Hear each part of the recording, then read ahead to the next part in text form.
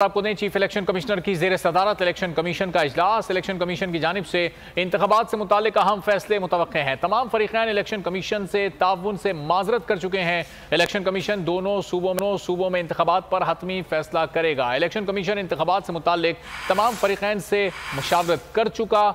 Election commission ने गुज़िश्ता रोज़ भी तवील मुशावरत की। चीफ इलेक्शन कमिश्नर की ज़ेर सदारत इलेक्शन कमीशन का अहम इजलास, जिसमें अहम फैसले मुतवक्के हैं। तमाम फरीक़ैन इलेक्शन कमीशन से ताउन से माजरत कर चुके हैं। इलेक्शन कमीशन दोनों इंतखाबात पर हतमी फैसला करेगा। इलेक्शन कमीशन इंतखाबात से मुतालिक तमाम फरीक़ैन से मुशावरत कर चुका है। इलेक्शन कमीशन ने गुज़िश्ता रोज़ भी एक तवील मुशावरत की, जिसके बाद आज ये अहम इजलास बुलाया गया, जिसमें उम्मीद जाहिर की जा रही है कि इंतखाबात से मुतालिक अहम फैसले हो सकते हैं। मज़ीद जानेंगे बोल न्यूज़ के नुमाइंदे अकील अहमद से। अकील, बताइएगा, इजलास अभी भी जारी है, क्या फैसले हो सकते हैं इसमें?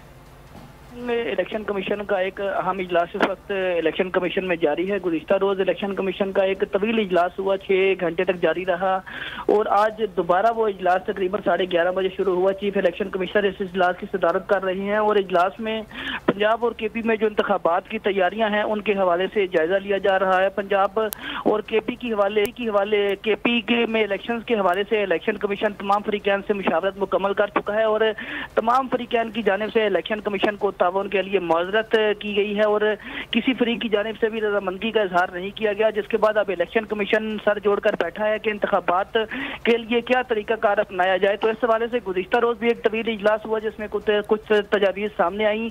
आज दोबारा ये इजलास हो रहा है, जिनमें इलेक्शन कमीशन ये तयन कर रहा है कि इंतखाबात के लिए क्या जो है वो तरीकाकार अपनाया जाए।